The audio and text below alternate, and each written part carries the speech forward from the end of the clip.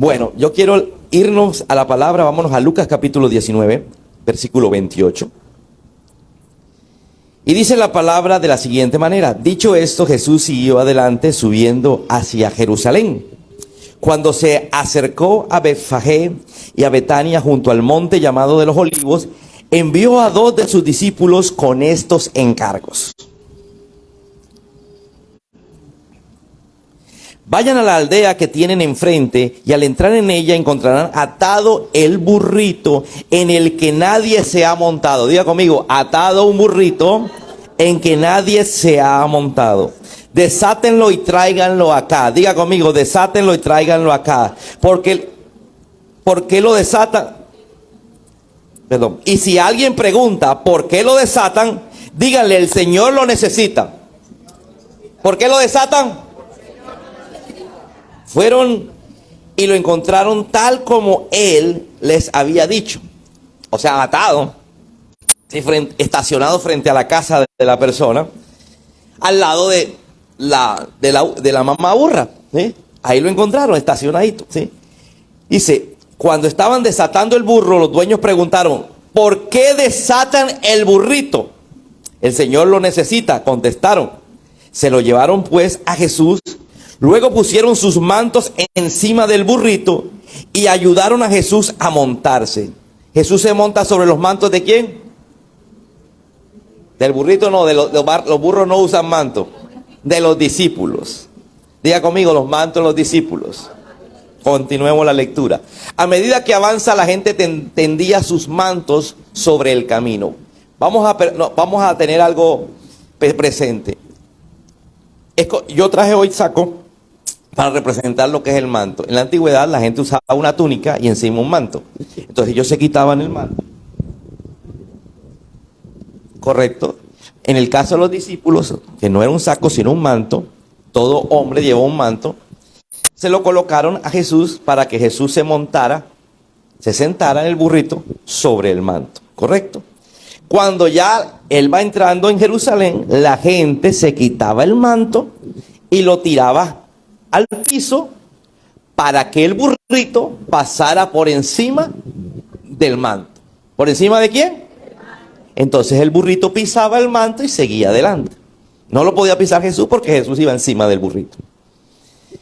Al acercarse él a la bajada del monte de los Olivos, todos los discípulos se entusiasmaron y comenzaron a alabar a Dios por tantos milagros que habían visto. Gritaban. ¿Cuántos discípulos eran? ¿Cuántos discípulos eran en ese momento? 12. ¿Correcto? Gritaban, bendito el Rey que viene en el nombre del Señor. Vamos a gritar. Y dice que los discípulos, cuando llegaron a la bajada, era una bajada, ¿sí? Entonces empezaron a gritar. Era la bajada del Monte de los Olivos. ¿Qué empezaron a gritar? Bendito el Rey que viene en el nombre del Señor. No, hermano, usted acomódese bien, si usted es caballero, el pantalón, a ver si puede gritar más. A ver, va pasando Jesús en el burrito y los discípulos empiezan a gritar. Bendito el Rey que viene en el nombre del Señor. Pero ahí decía que los discípulos se entusiasmaron. ¿Aló? Usted entusiasmado no tiene nada. Si usted está entusiasmado, usted se pone en pie y le empieza a gritar a Jesús.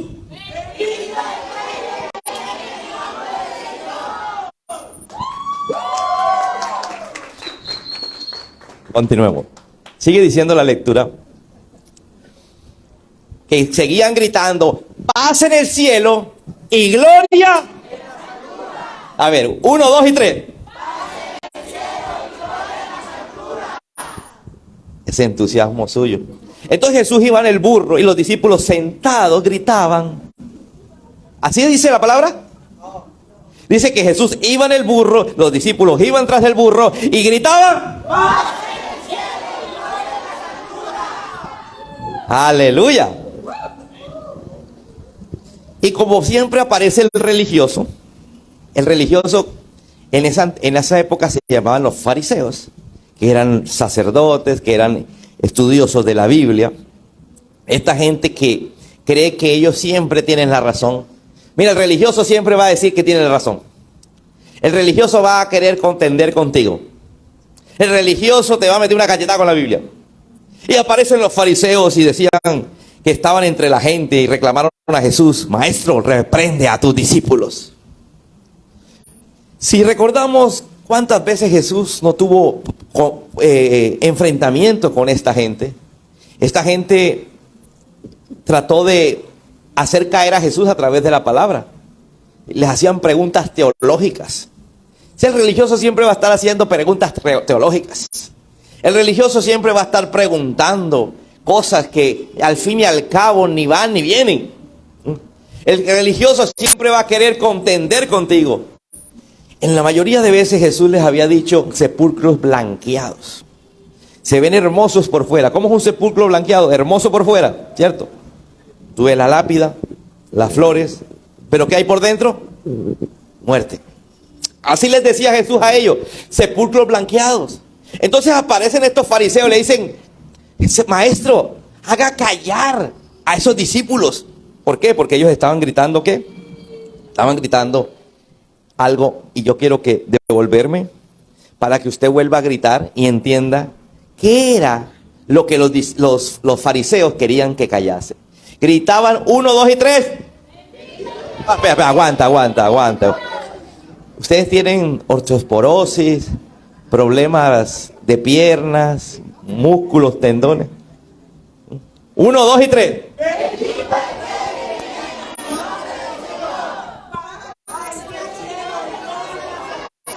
Denle un aplauso a él.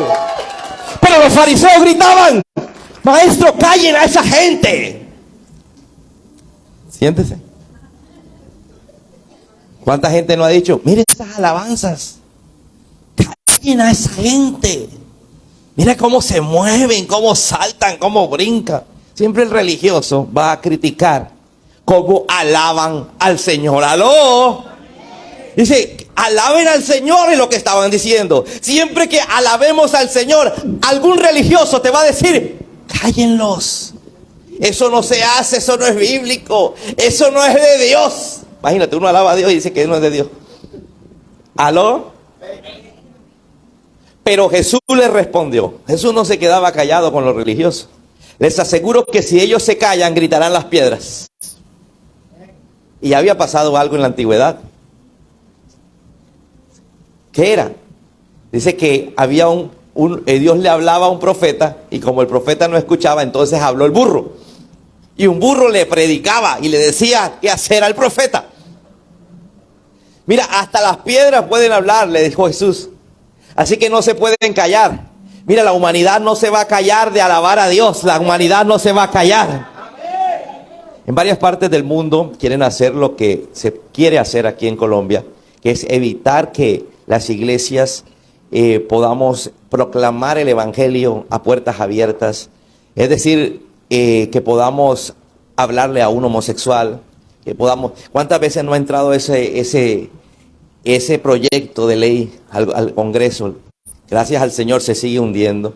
Sí, la idea es que no prediquemos la palabra, que no le hablemos a la gente, porque hay que respetar. Ahora querían meter algo que tiene que ver con la mujer, que la mujer ya no iba a llamarse mujer, sino le iban a dar otro nombre. Eso se hundió con la reforma a la salud.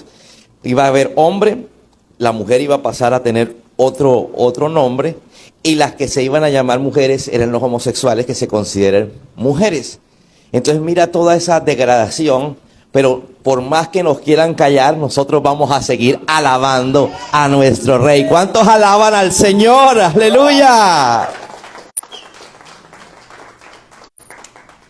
Bueno, entonces encontramos a un burro famoso. Diga conmigo, el burro más famoso de la historia. ¿Sí? Porque la gente le tiraba el manto al burro, y el que pisaba el manto era el burro. Y la gente se llevaba el manto. Ahí viene Jesús, ven. Ven, mi amor. Maxi.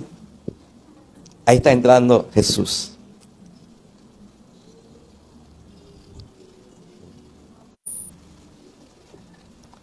Y Jesús iba entrando y le tiraban el manto al burro. ¿No me trajeron el burro? al burro.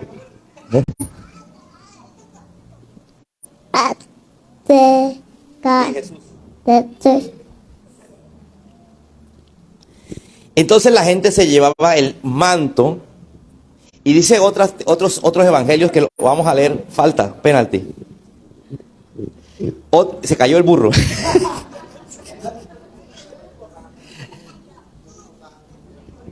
Bueno, entonces, en otro evangelio dicen que aquella persona que no tenía manto, porque de pronto la mujer no traía manto, era propio del hombre, buscaban unas ramas y esas ramas las tiraban para que las pisara el burro.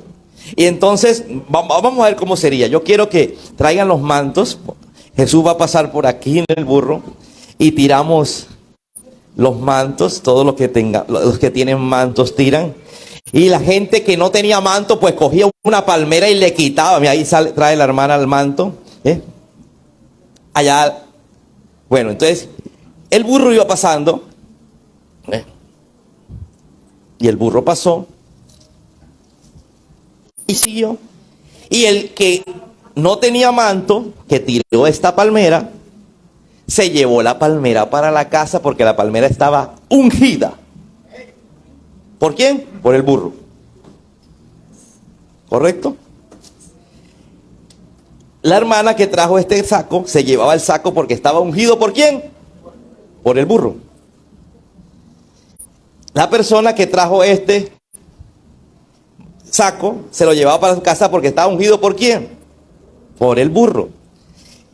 Yo me llevaba mi saco que estaba ungido por el burro. Ayúdame, ahorita, tú llevas. Esta rama es tuya. Él no trajo manto. Esa rama es suya. Esto es suyo. Vamos a ir por acá. Esto es tuyo.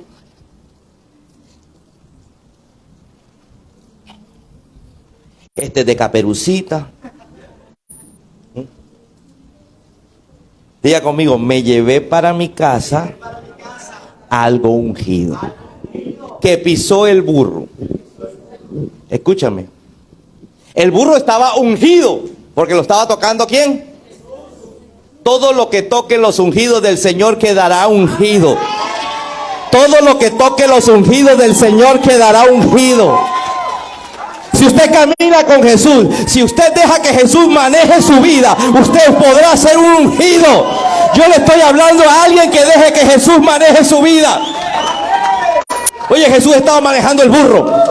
Yo soy el burro, tú eres el burro. Si caminamos con Jesús encima y yo voy para donde el dueño del burro dice. Oye, pero si el dueño del burro era otro, pero Jesús dijo, yo lo necesito. ¿Aló? ¿Aló? Jesús te dice, yo te necesito. Dile que está a tu lado, burro. El Señor te necesita. Por más insignificante que seamos, Dios nos necesita. Escúchame, por más burro que te creas, Dios te necesita. Dios te va a ungir, Dios te va a usar y la gente te va a ver como el ungido. Mira, la gente no le tiraba a Jesús encima al burro. No, dice que tiraban al piso los mantos y las palmeras. Así que, por más insignificante que seamos, podemos ser usados por Dios si Jesús maneja mi vida. Porque Jesús nos mandó a llamar, al burro lo mandó a llamar a Jesús. Le dijo a los discípulos, vayan y búsquenlo. Escúchame, Jesús no te va a mandar a buscar directamente. Él no va a bajar a decirte, te necesito. Él mandó a los discípulos a buscarte. Escúchame, iglesia. Él mandó a alguien a buscarte para que estuvieras aquí, para que hicieras parte de la iglesia, para ungirte. Amén. Él usó a una persona para traerte a los pies de Jesús. Ahora veamos dónde estaba Jesús encima del burro. ¿Para dónde va el burro? Para donde quiere el que va encima. ¿Para dónde vas tú? Te pregunto. Es que yo quiero que Jesús me acompañe. No, Jesús no te acompaña. Jesús va hacia donde Él quiere ir y tú eres el que tienes que ir para donde va Jesús. Generalmente la gente dice, no puedo ir a la iglesia porque no tengo tiempo. Generalmente la gente dice, no puedo buscar al Señor porque por esto o por aquello. No, es que usted va para donde Jesús dice que tiene que ir. Amén. Y de esa manera usted quedará ungido, quedará tan ungido que otros van a buscar la unción que usted tiene. La gente buscaba la unción que tenía el burrito. La gente va a buscar la unción que tú tienes. Oh, iglesia, la gente va a buscar la unción que tú tienes cuando tú camines con Jesús. Amén. Ahora, siéntese, por favor. Vamos a hablar un poquito del dueño del burro. Fíjate que el dueño del burro estaba en su casa y obviamente la pregunta de los discípulos es cuando manden a desatar el burro. Y si me preguntan, ¿para dónde se lleva el burro? ¿Qué contesto? Y Jesús le dice, díganle que el Señor lo necesita. Mira lo que vengo a decirte. El burro era de alguien. Y el burro no había sido montado. Diga conmigo, era 0 kilómetros. Ahí la Biblia dice que no había sido montado. Es decir, que tenía 0 kilómetros. Nuevecito. Era el transporte. Si usted lee la Biblia, si usted lee Historia Universal, se va a encontrar con que el burro era el transporte de los reyes. Pastor, no eran los caballos, no. Los reyes se transportaban en burro. El caballo era para las guerras. El burro era para cuando el rey iba de presentación, ¿sí? Iba de caravana, iba por el pueblo, porque el burro es más suave, va más lento, mientras que el caballo va galopando. Entonces los reyes se transportaban en burro cuando no era guerra, cuando no iba a la guerra. Y Jesús venía en burro como un rey. ¿Como un qué? Como un rey. ¿Y necesitaba un qué? Un burro. Y alguien tenía que poner el burro. Diga conmigo, alguien tiene que poner el burro. El burro tiene dos connotaciones, ya dimos la primera, es que tú y yo somos el burro. ¿Aló? Que aunque parezcamos insignificantes, Jesús nos necesita. Porque escúchame iglesia, porque si nosotros no estamos, entonces Jesús no tiene en dónde cabalgar. Acuérdense que Jesús va sobre nosotros. Amén. Segunda connotación. El burro, como es 0 kilómetros y nunca había sido montado, tiene que ver con el diezmo. La Biblia dice que el diezmo es el primer 10% de todos los ingresos. No es el último ni el segundo. El primer gasto que usted tiene que sacar cuando usted recibe un ingreso. La Biblia no dice salario, dice ingresos. El ingreso puede ser por salario, el ingreso puede ser por pensión, el ingreso puede ser por dinero que te giraron, el ingreso puede ser por dinero de remesas que te mandaron del exterior, ese familiar que tú tienes, el dinero puede ser por cualquier cosa que tú devengues. Entonces, cuando tú no has usado el dinero, entonces tú tomas el primer 10% para usarlo y ponerlo a disposición del rey para que él lo use. ¿Aló? Diga conmigo, para que él lo use. Entonces, cuando él usa el burro queda, ¿cómo? ¿Cuántos quieren economías ungidas? ¿Cuántos quieren economías ungidas? No tendrás una economía ungida hasta que usted no empiece a darle a Dios el primer 10% de sus ingresos. Hay gente que le da el 10%, pero no el primer 10%. Han pagado de todo y cuando vienen a la iglesia a dar el diezmo, ya es lo último que les queda. Es lo primero que tú tienes que sacar. Es la primera cuenta que tú tienes que sacar.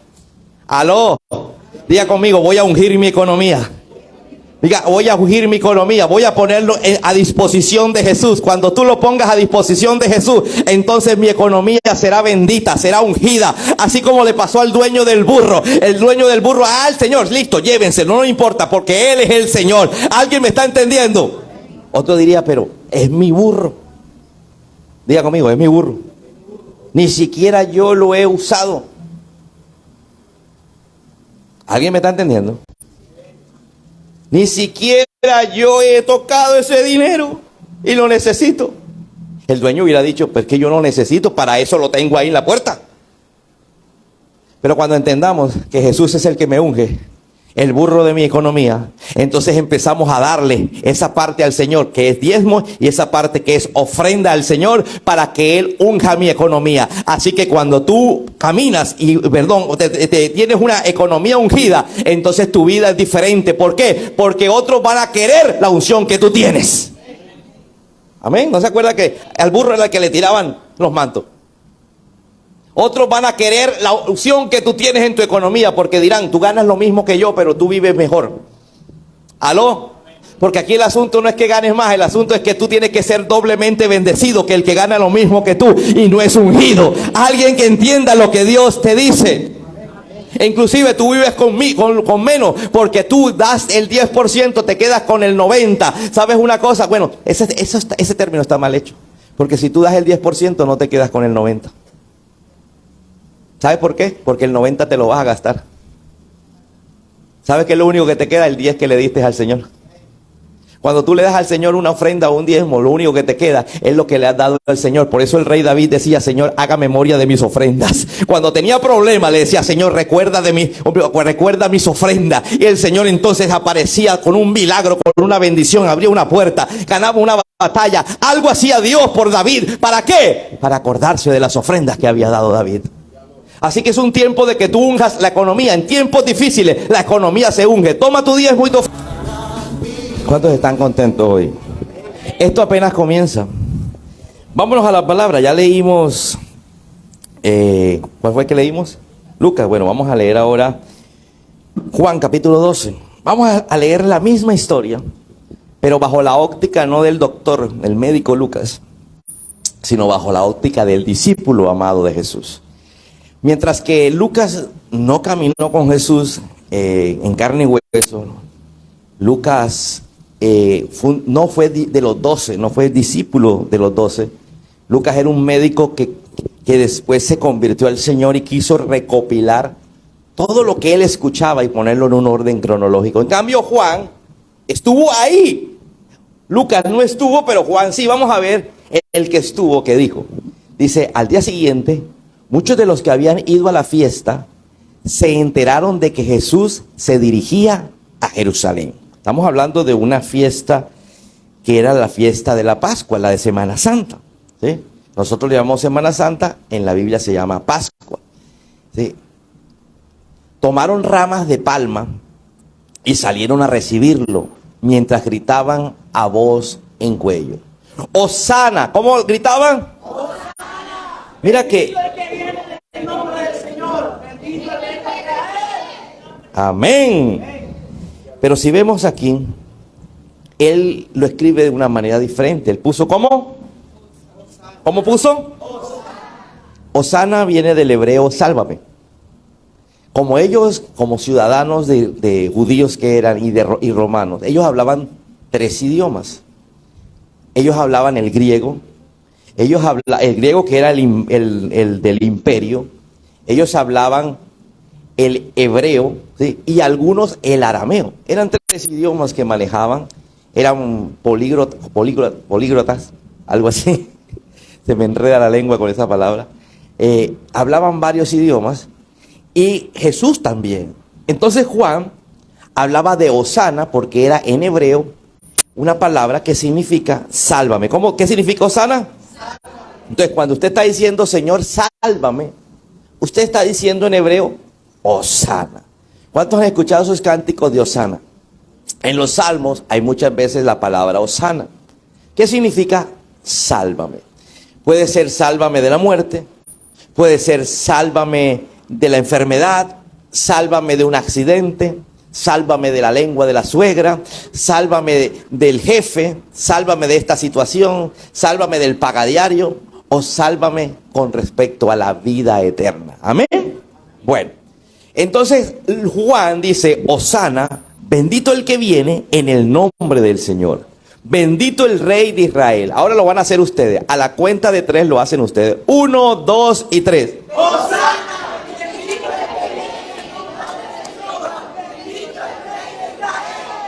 Yo me pregunto, si usted estuviera ahí, ¿qué? Usted está, Jesús está pasando.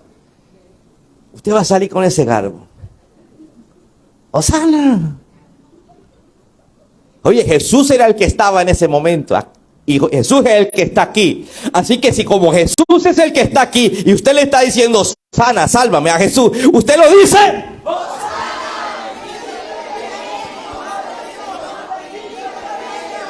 ¡Aleluya! Correcto. Sálvame, sálvame. Entonces Jesús encontró un burrito y se montó en él. Como dice la Escritura, no temas, oh hija de Sión. Sión era Jerusalén. Mira que aquí viene tu rey, montado sobre un burrito. ¿Quién venía? ¿Quién venía? Jesús, pero ahí dice tu rey. Alguien que diga, Jesús es mi rey. Dile, Jesús es mi rey. Apocalipsis capítulo 1, versículos 5 y 6 dice que nosotros fuimos lavados por la sangre de Cristo. Alguien que diga, lavados. Dice que todo aquel que ha sido lavado con la sangre de Cristo, dice que entonces nosotros estamos bajo el mando del Rey de Reyes y Señor de Señores. Al principio, sus discípulos no entendían lo que pasaba. Ellos gritaban. Ellos seguían. ¿Se acuerdan de lo que dijo Lucas? Que cuando ellos vieron el montón de gente y que estaba a la bajada del Monte de los Olivos, entonces ellos empezaron a gritar, ¿cierto?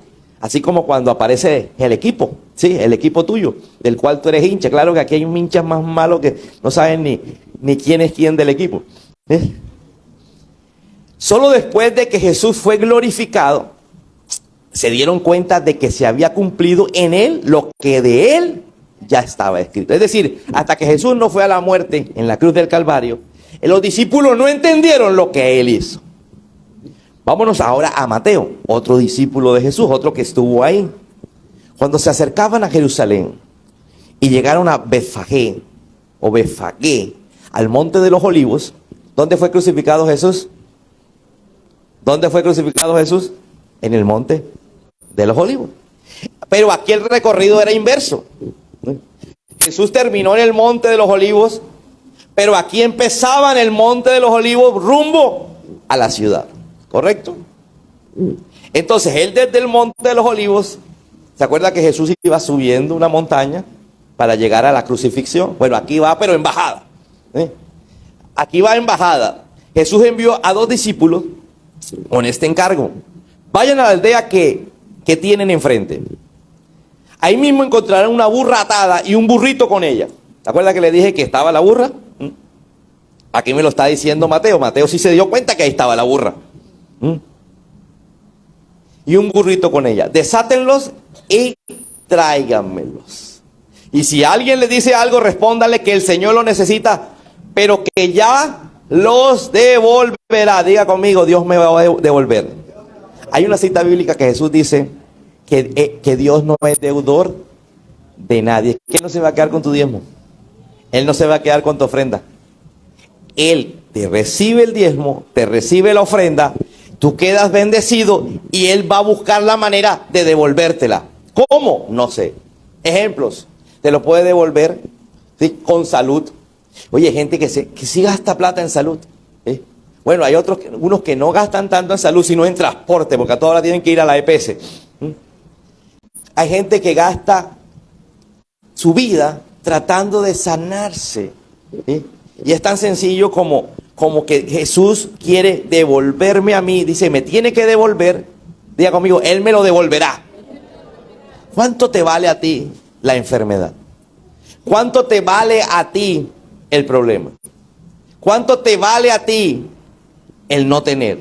El no tener te vale una pelea segura todos los días en la casa con la mujer. ¿Aló? Amén. Pero cuando empezamos a darle al Señor nuestro burro para que Él lo utilice, Él dice que te lo va a devolver, pero te lo va a devolver ungido, bendecido, transformado. Alguien que diga amén. Amén. Esto sucedió para que se cumpliera lo dicho por el profeta. Díganle a la hija de Sión, mira, tu rey viene hacia ti, humilde y montado en un burro, en un burrito, cría de una bestia de carga. Diga conmigo, cría de una bestia de carga. Los discípulos fueron e hicieron como había mandado Jesús. Llevaron la burra y el burrito y pusieron encima sus mantos. Aquí me dice Mateo que llevaron a los 2. ¿A quién? Al burrito y a la burra. Porque es que si al burrito lo quitan de la burra se pone furiosa, señores. Porque es un pollino todavía no montado. Y vamos a tener problemas con la burra. Entonces llevémonos la burra, ¿sí? Y también el burrito. ¿Y dónde se va a subir Jesús? ¿En el burrito o en la burra? En el burrito. Y pusieron encima sus mantos sobre los cuales se sentó Jesús. Algunos me dirán, no, pastor, se sentó en los dos. Posible, nadie se ha subido sobre dos burros al mismo tiempo. Amén. Y ya vimos en los otros pasajes que Jesús se subió en el burrito. Había mucha gente que tendía sus mantos sobre el camino. ¿Sobre qué? Ahí está claro para el que le quedó duda. El burro era el que pisaba el manto. Amén. Otros cortaban ramas de los árboles y las esparcían en el camino. Tanto la gente que iba delante de él como la que iba detrás gritaban: Hosana al hijo de David. ¿Cómo hacía el hijo de David, pastor? ¿Qué tenía que ver Jesús con David? David era el 14 veces abuelo de Jesucristo. Jesucristo descendía del linaje de David. Y 14 generaciones atrás de David, es decir, 28 después de Jesús, o antes de Jesús más bien, estaba Judá, porque Jesús venía de la tribu de Judá. Bendito el que viene en el nombre del Señor, Hosana en las alturas. ¿Qué significa Hosana? ¿Qué significa Hosana? Sálvame. ¿Han escuchado aleluya? ¿Se han escuchado aleluya? ¿Qué significa aleluya? Del hebreo, alaben a Dios. Entonces cuando le dicen a usted aleluya, significa alaben a Dios. Entonces si estamos en la prédica, yo digo aleluya, ¿qué tiene que hacer usted? Bueno, no, yo quiero que usted no diga, no repita como lo alabar a Dios. Usted alabe a Dios. ¡Aleluya! ¡Aleluya! Entonces, ese mismo ambiente estaba en ese día, pero con muchísima más gente. ¿Por qué? Porque estaban en la fiesta de la Pascua. En la Pascua era una fiesta judía que todos los judíos del mundo entero iban a Jerusalén. Es como cuando en el pueblo, donde tú eres oriundo, que ya casi nadie vive, ¿sí? En ciertas fechas como Semana Santa, todo el mundo regresa. Y cuando tú ves, no hay, el único hotel del pueblo está lleno, ¿sí? Y la casa de tu mamá también está llena. Entonces tú no sabes dónde quedarte porque la tía tiene a los sobrinos, a no sé quién, así dice cuándo. Y tú, ¿a dónde cojo? ¿Estamos? Entonces la gente estaba abarrotada en Jerusalén y estaban todos ahí cuando Jesús decide hacer esa entrada delante de la gente. Y siguen diciendo: bendito el que viene en el nombre del Señor, bendito o hosana en las alturas. Cuando Jesús entró en Jerusalén, toda la ciudad se conmovió. Alguien diga: se conmovió. ¿Quién es este? Preguntaba. ¿Quién es este? Siempre que viene alguien con la algarabía, el que no sabe nada, uno pregunta: ¿quién es este? ¿Sí? ¿Quién es este? Diga conmigo: ¿quién es este? ¿Sí? Eso es como que a ti se te pusiera al lado un jugador famoso de fútbol, ¿sí? Y todo el mundo grita y tú preguntas: ¿quién es este? Esto pasaría en esta iglesia, pues nadie conoce nada de fútbol, ¿sí? ¿Quién es ese? Y todo el mundo... Entonces la gente preguntaba: oye, ¿quién es ese? Porque la algarabía, ¿quién la empezaron? Los 12 discípulos. Y cuando tú escuchas algarabía, la gente le sigue, ¿cierto? La gente se emociona. Y entonces todos a una sola voz gritaban, pero se preguntaban: ¿y quién es? Diga conmigo: ¿quién es? Hay mucha gente que viene a la iglesia y todavía se pregunta: ¿y él quién es? ¿A quién le cantamos? ¿A quién alabamos? ¿Por qué tanta gritería? ¿Por qué tanto espectáculo? ¿Por qué tanto espectáculo ese día? Porque iba pasando el rey. ¿Aló? ¿Por qué tanto espectáculo? Porque iba pasando el rey. Amén. Este es el profeta Jesús de Nazaret. Diga conmigo: profeta no. Diga conmigo: profeta no. La gente pensaba que era el profeta. Este es el profeta Jesús de Nazaret de Galilea. Contestaba la gente. Diga conmigo: no, Él es el Hijo de Dios. Él es mi Rey. Entonces, quiero empezar a plantearte un tema y lo he titulado de la siguiente manera: del amor al odio. Diga conmigo: del amor al odio. ¿Cómo así, pastor, del amor? Sí, primero lo amaron. Gritaban. Sí, así como la gente amó a Quintero cuando llegó. y el estadio estaba todo a reventar, ¿sí? Pero va a pasar del amor al odio, porque se va a ir y ni siquiera hizo nada, ¿sí?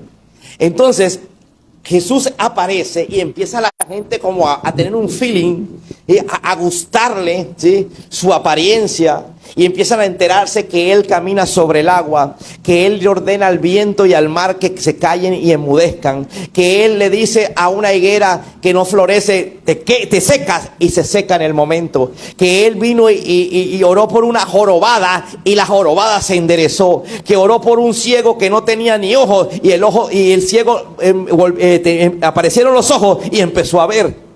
Pastor, ¿dónde dice eso? Cuando hizo barro, ¿sí? Dice la Biblia que hizo barro y escupió, cogió barro más bien, tierra, y escupió, y le hizo 2 bolitas y le metió las bolitas porque no tenía bolitas, y el ciego vio. Mira, Jesús había convertido el agua en vino.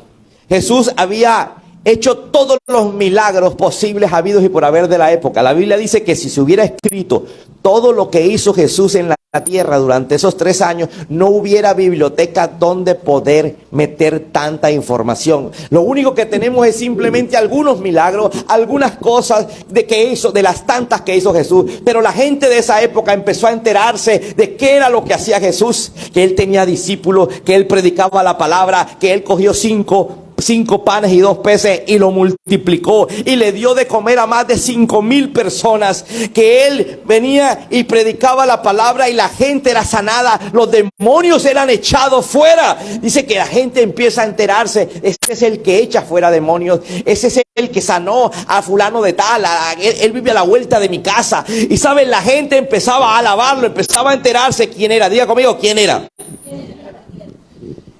Empezó a amarlo.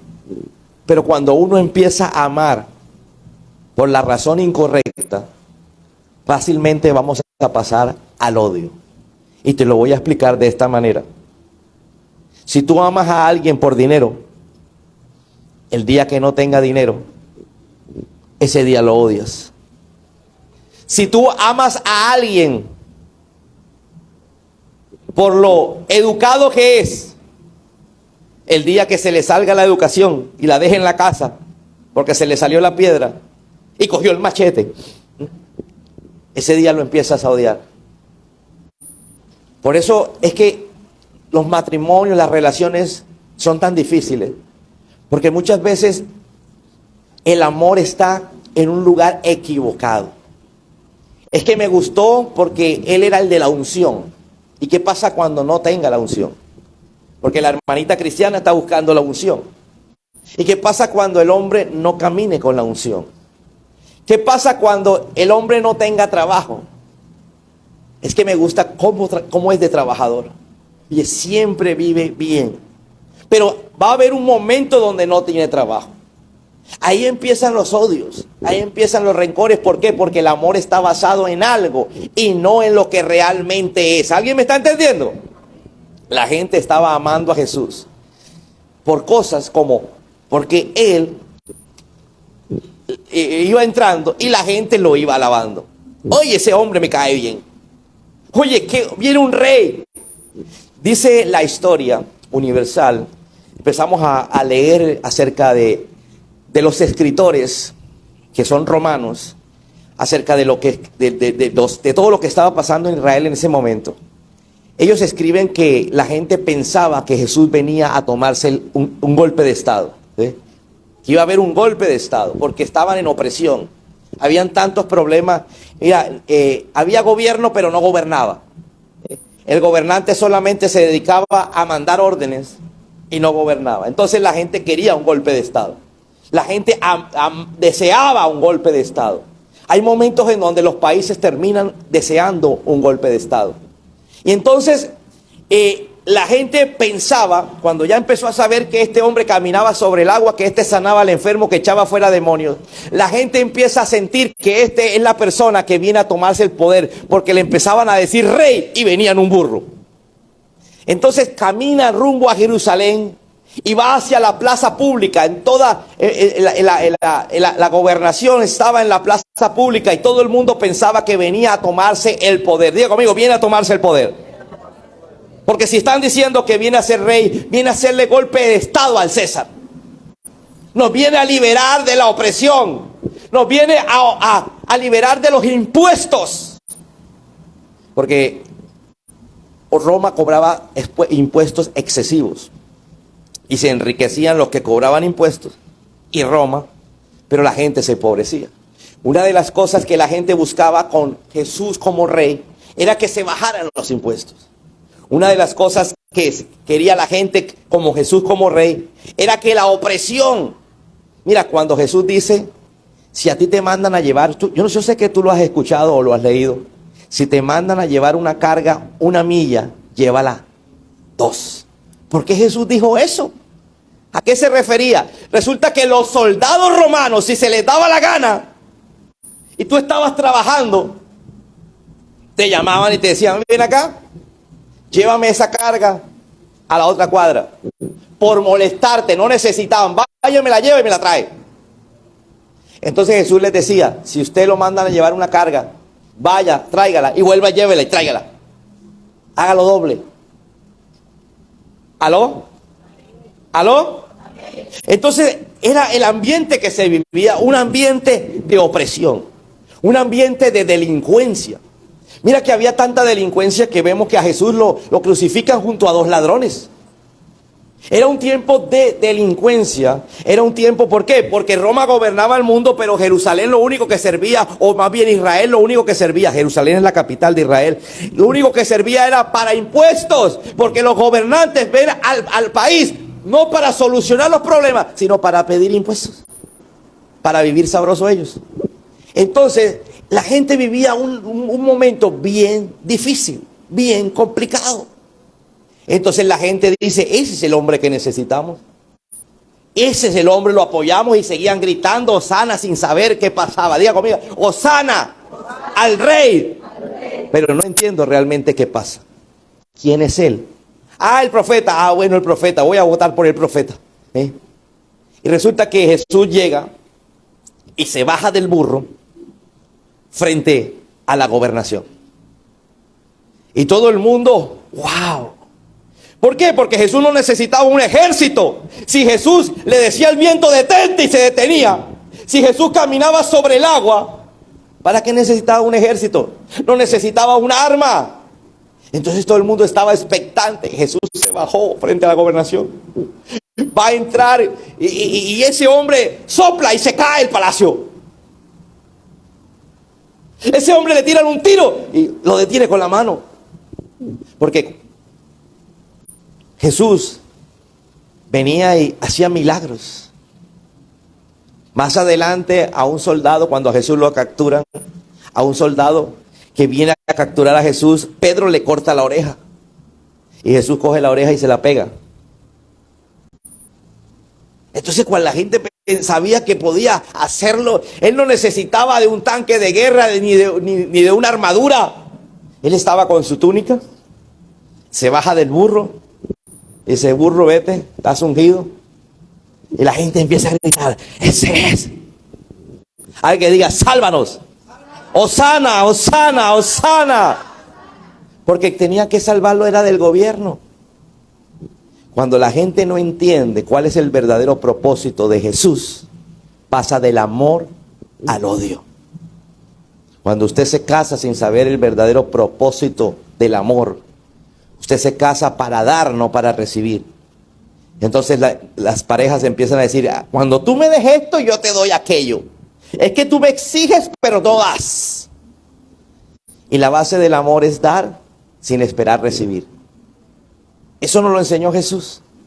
Entonces es fácil pasar del amor al odio. Las relaciones pasan del amor al odio. ¿Por qué? Porque la pareja no salió tal como yo quería. Es que si él o ella no hace lo que yo quiero, no estoy de acuerdo, cambia y entonces yo empiezo a cambiar. Empezamos del amor y terminamos en el odio. Resulta que la gente ve que Jesús se baja y cuando va llegando a la puerta de la alcaldía, cruza a la izquierda y dice que se desapareció y se metió en el templo. ¿Dónde se metió? Y la gente quedó viendo un chispero. Por eso pasó lunes, martes, miércoles, y llega el jueves, y Poncio Pilato tiene a toda la gente reunida.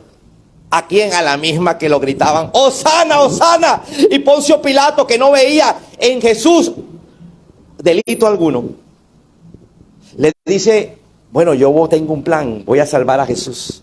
Porque yo no lo voy, no porque él fuera Dios, ni lo viera como Dios.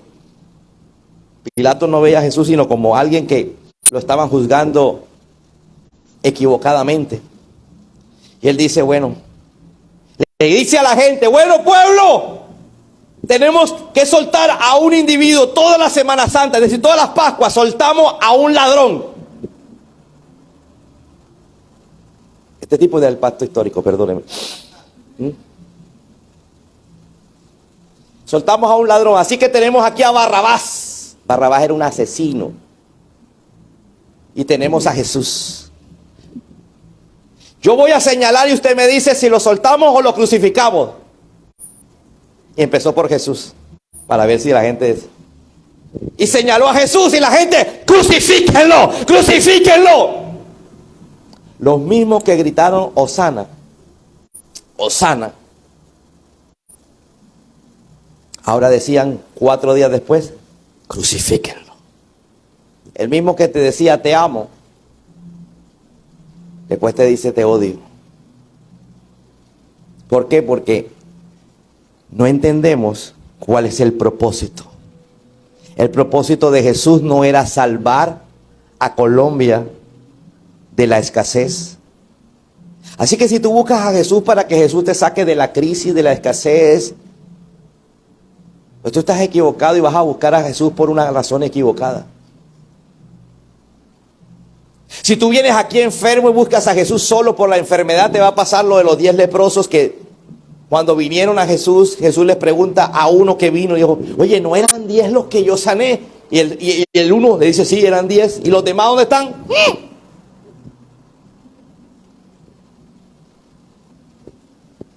Cuando tú entiendas que Jesús lo que vino fue a darle un golpe de estado, pero al diablo. ¿Aló? Que Jesús lo que vino fue a entrar triunfalmente en Jerusalén porque él iba a morir y iba a ganarle a la muerte, a vencer la muerte. Que Jesús lo que viene a darte principalmente no es la salud, no es la prosperidad, no es la bendición, sino la vida eterna. Entonces tú no pasarás del amor al odio y no estarás como esos ciertos cristianos o esos ciertos creyentes que a todos le están diciendo, Jesús, mira, yo no entiendo. Mira cómo matan los niñitos. Mira cómo matan a los soldados. Mira cómo matan. Y aquí te quiero traer algo a colación. Una historia que de pronto he contado un par de veces aquí. Dice que una vez un cristiano entró a una barbería que constantemente entraba. Pero el barbero era ateo. Pero ese día entró con la Biblia. Él sentado leyendo la Biblia mientras el barbero hacía su motilada y su barba. Le preguntó al señor que estaba o a su cliente, le dijo, Dios no existe. ¿Cómo le dijo? Este hombre le dijo, ¿y por qué Dios no existe? Porque si Dios existiera no hubiera hambre. Porque si Dios existiera no hubieran enfermedades. Si Dios existiera no mataran niños, ancianas, no dejaran a gente abandonada en la calle. El hombre cristiano se cayó. Terminaron de rasurarlo. Pagó, salió.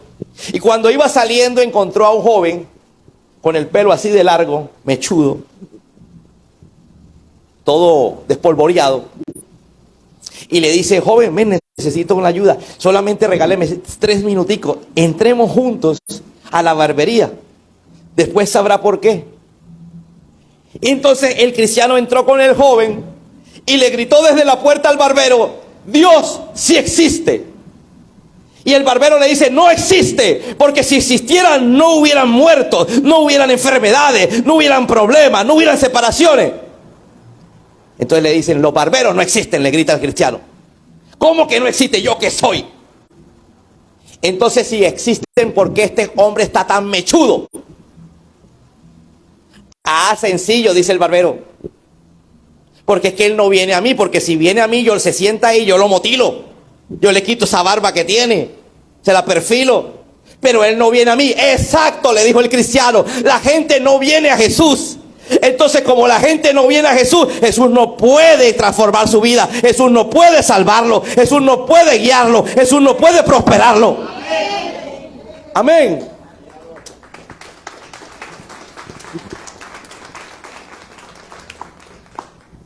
Entonces, si usted viene a Jesús es por ser salvo, para que perdone tus pecados. Y lo amarás siempre. Lo amarás aunque no te prospere. Lo amarás aunque no te sane. Lo amarás aunque te maten crucificado. ¿Aló? Pero gracias al Señor que Dios, además de la salvación, te promete sanidad, te promete bendición. Pero cuando tú vienes a buscar solo la bendición y no la vida eterna, entonces pasarás rápido del odio, va bien del amor al odio, como pasó el pueblo de Israel. Que no te pase que un día estás en una iglesia alabando y después, 5 meses después, estás criticando la iglesia. ¿Cuánta gente no hay así? Del amor al odio.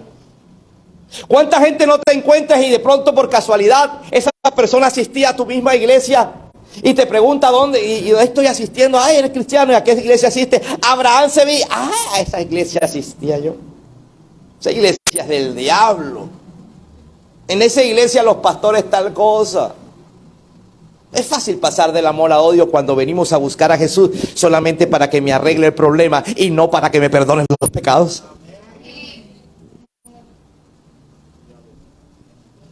Es fácil aburrirse de la mujer cuando la buscaste para que ella te hiciera feliz y no para tú hacerla feliz. ¿Aló? Tú sabes que uno se casa cuando yo hago las ceremonias. Una de las cosas que digo es, si tú lo buscas para que él te haga feliz, vas a terminar siendo infeliz, porque nunca te va a dar lo que tú esperas. Pero si tú lo buscas para hacerlo feliz, porque lo amas, entonces tú serás dichosa. Dígale al que está a tu lado, si buscamos a alguien por una razón equivocada, terminaremos odiándolo.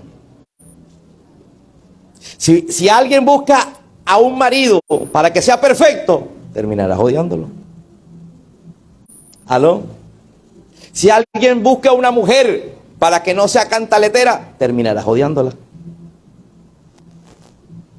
Por eso es que los hombres terminan buscando a los hombres, porque no quieren cantaleta. Colócate en pie, por favor. ¿Cuántos entendieron el mensaje?